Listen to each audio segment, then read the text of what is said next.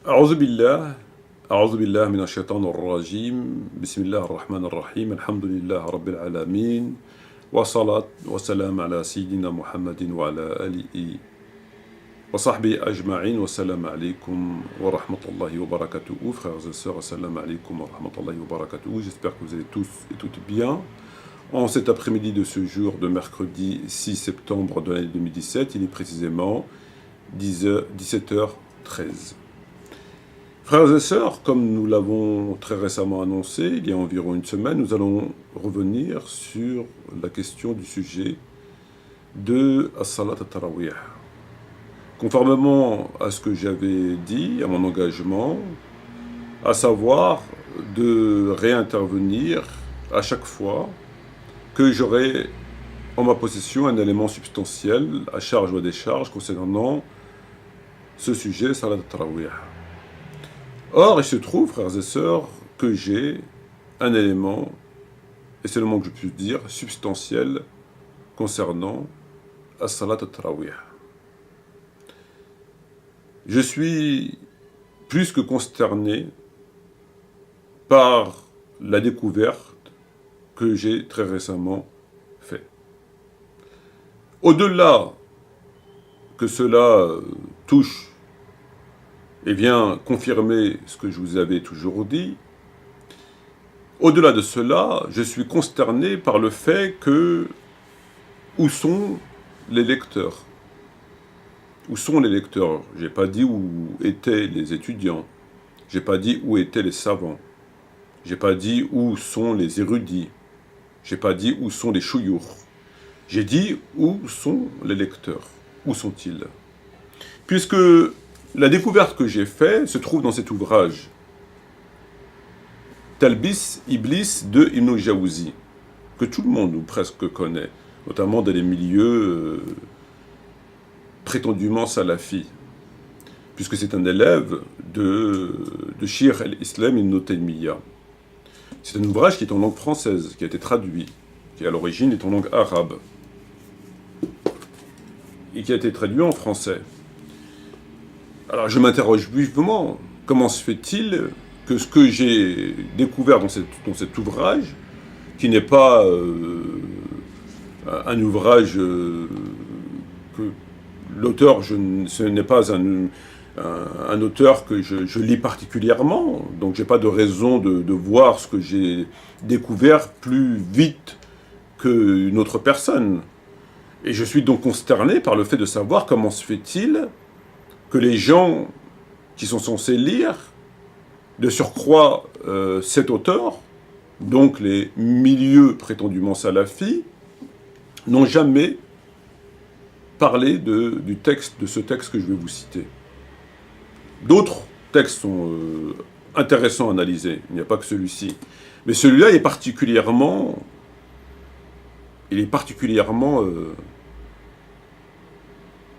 choquant.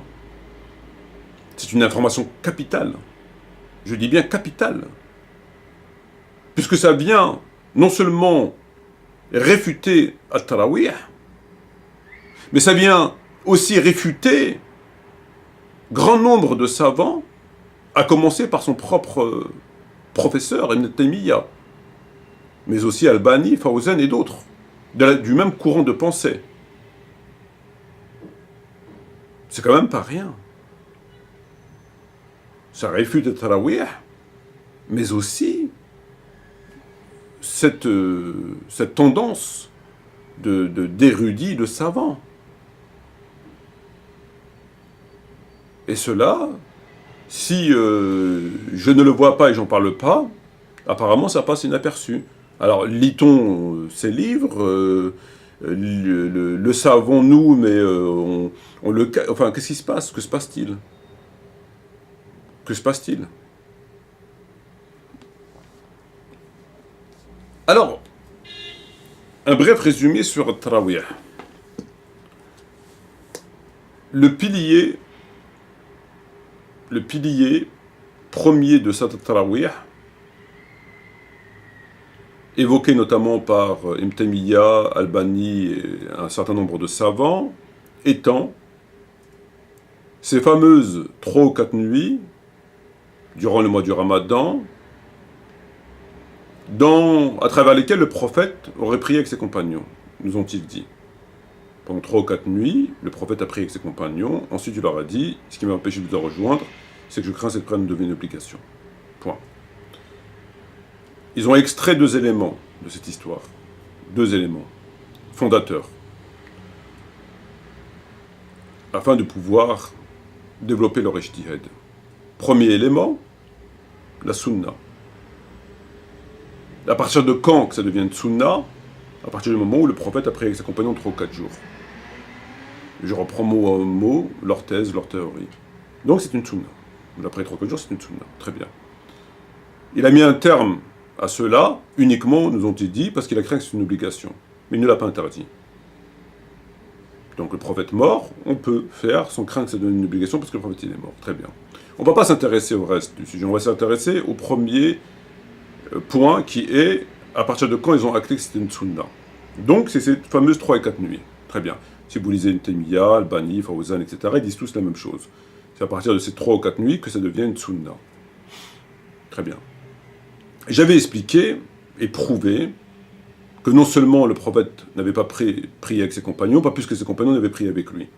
Puisque à la lecture de Bukhari et de Muslim, tous les textes figurant dans ces ouvrages mettent en évidence que le prophète n'a pas prié avec eux.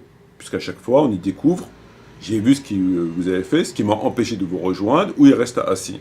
Donc il n'a pas pu prier avec ses compagnons, ou j'ai senti votre présence, lorsqu'il a senti notre présence. Donc on a prouvé, et de façon tout à fait irréfutable, qu'il n'avait pas prié avec eux. Mettons de côté l'histoire du fameux hadith amputé sur lequel ils ont basé leur ijtihad. Donc voilà ce que j'avais expliqué. J'avais prouvé. Alors on ne comprend pas très bien comment se fait-il qu'il vienne nous affirmer qu'il a prié avec ses compagnons, en se basant sur Bukhari et Muslim. C'est impossible. Peu importe. On n'est pas là pour refaire l'histoire. Donc eux se basent, et tout le monde s'accordera à cela, sur ce petit passage pour acter que c'est une sunna, les 3 ou 4 jours. Tout le monde est d'accord sur ce point.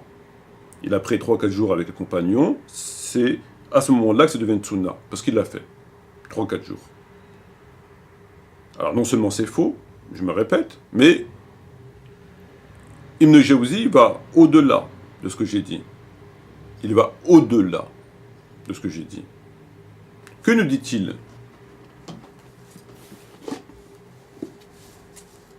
À la page 154, voilà ce qu'il nous dit.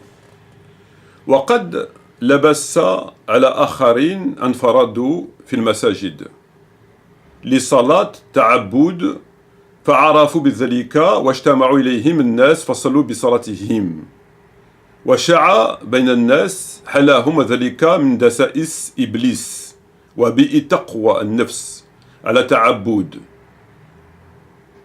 ليعلها إن ذلك يشيع ويجوب مدح ليعلمها إن ذلك يشيع ويجوب مدح. Le texte est en arabe, on va prendre le texte en français traduit. Ruse d'Iblis contre eux vis-à-vis du Coran. Comme on sait, ce livre, Talbis Iblis, a pour vocation de mettre en évidence, en perspective, comment Shaitan s'y prend pour tromper les croyants et les croyantes.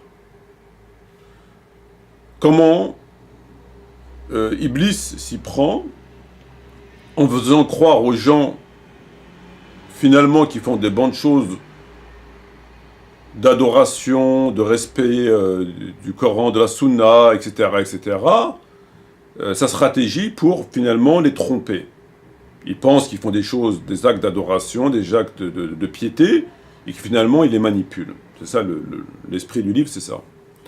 On ne parle pas comment Iblis se prend avec un kafir, ou là, et on parle, et lui il parle des croyants, des croyantes, comment les gens pensent que ce qu'ils font c'est bien, un acte d'adoration, de piété, etc., et que finalement va à l'encontre du Coran et de la Sunna. Voilà. Voilà ce qu'il nous dit. Donc là, je reprends le texte traduit. Le texte, je vous ai lu en arabe, maintenant on va lire en français. Alors, Iblis a dupé d'autres personnes qui se sont isolées dans les mosquées pour la prière et l'adoration, et ont été connus pour cela. Les gens se regroupèrent auprès d'eux et prièrent selon leur prière. Leur situation se répandit ensuite entre les gens, et ceci est parmi les manigances d'Iblis, à travers lesquelles l'âme se renforce dans l'adoration du fait de la propagation auprès des gens qui induit l'éloge. Voilà ce qu'il dit. Et conclut par le hadith, d'après Zayd ibn Thabit, anhu, le prophète a dit, la meilleure prière pour la personne est celle qui est accomplie chez lui, excepté la prière obligatoire. Donc ici il conclut pareil,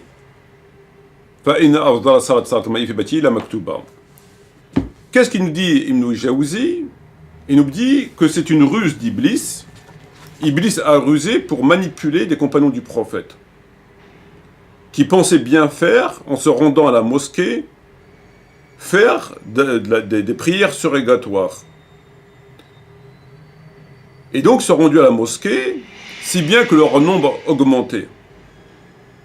Et que finalement, ce fut une ruse d'Iblis qui a été interrompue par le hadith « Fasallu fi buyutikum fa inna afdal fi bati'i ». Voilà ce qu'il nous dit. Iblis a dupé d'autres personnes qui se sont isolées dans les mosquées pour la prière et l'adoration, et ont été connus pour cela. Les gens se regroupèrent auprès d'eux et prièrent selon leur prière. Leur situation se répandit ensuite entre les gens, et ceci parmi les manigances d'Iblis, à travers lesquelles l'âme se renforce dans l'adoration, etc. D'après Zayd ibn Thabit, le prophète a dit, la meilleure prière, etc., etc. Donc voilà ce que nous dit Ibn Jawzi, les dévots qui pensent faire des actes d'adoration, de vénération, pour se rapprocher d'Allah, et finalement, c'est à l'encontre du Coran, ou c'est à l'encontre de la Sunna. Et pour cela, il nous cite cet exemple. Donc il reprend l'histoire des 3-4 jours. L'histoire qu'il a repris ici, c'est l'histoire des 3-4 jours. C'est cette histoire. Qui se regroupent pour faire des prières nafila, nawafil, dans la mosquée. Leur nombre a augmenté, etc., etc. Et alors que c'était contraire à la sunna, à l'enseignement, puisque le prophète a dit, la meilleure des prières pour un homme est celle qui est faite chez lui. Donc ils se sont trompés.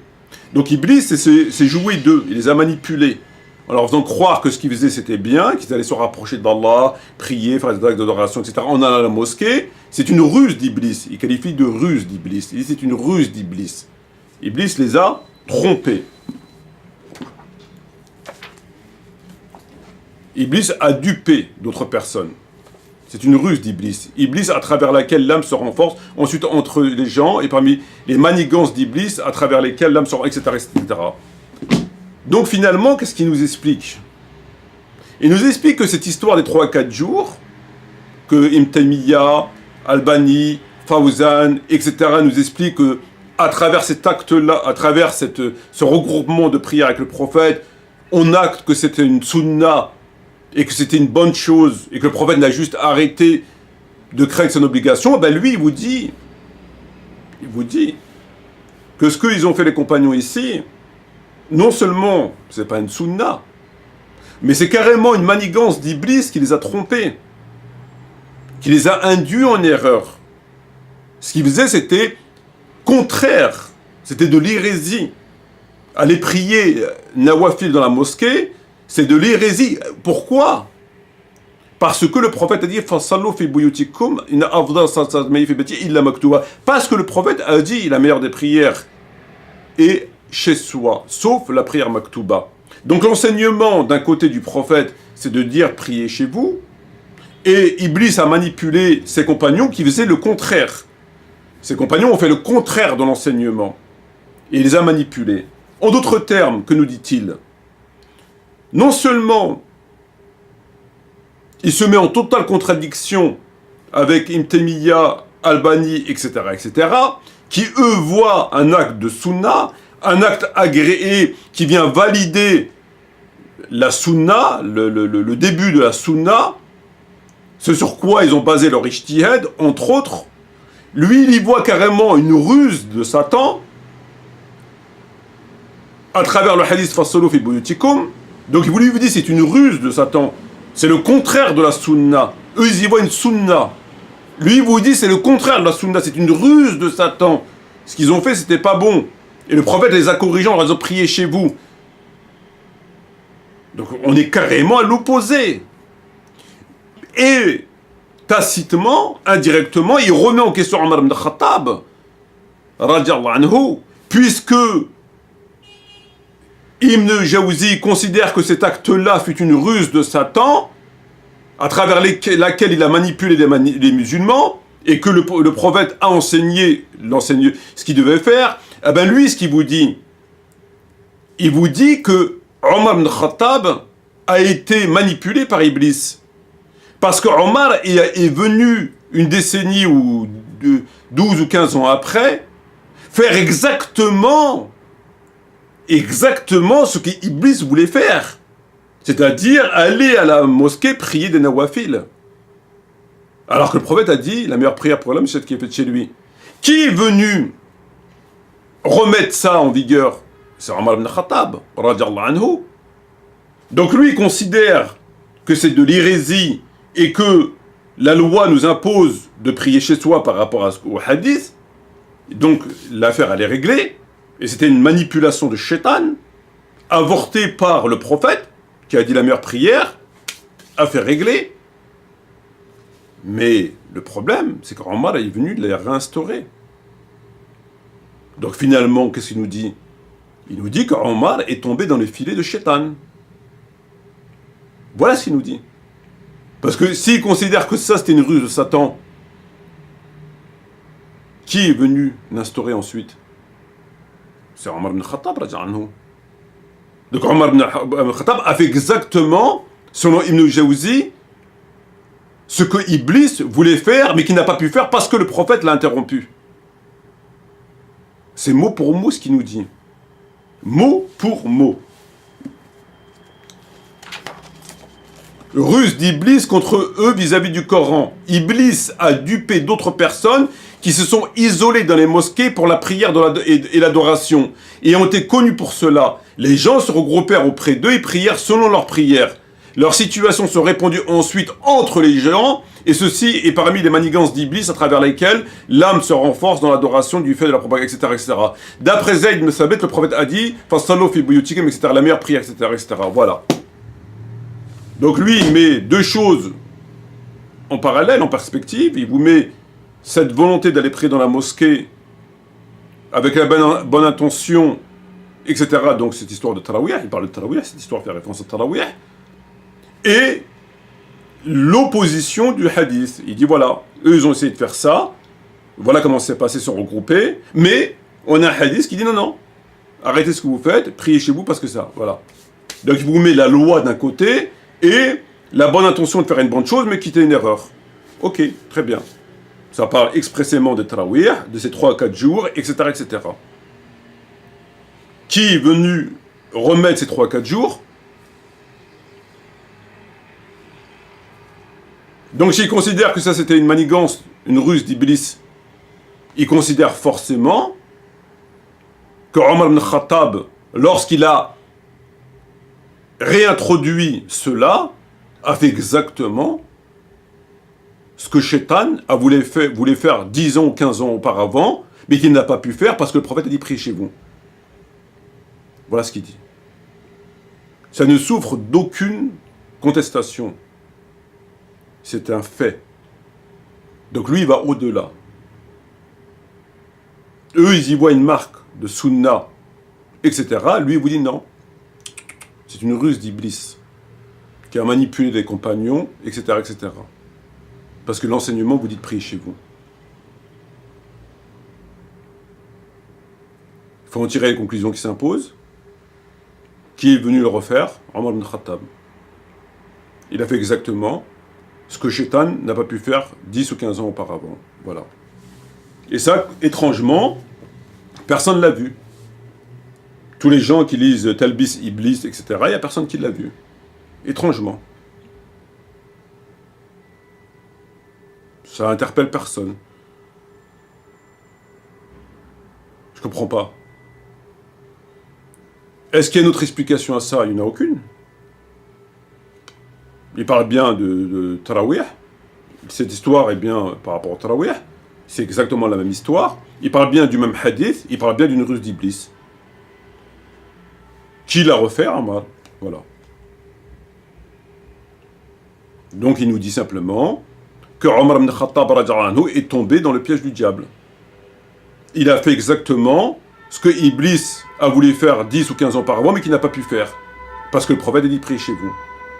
Et donc il a empêché Shaitan de faire un acte qui était contraire à la sunna, contraire à la bonne compréhension de la religion. La meilleure des prières pour un homme, c'est ce qui est fait chez lui. 10-15 ans après,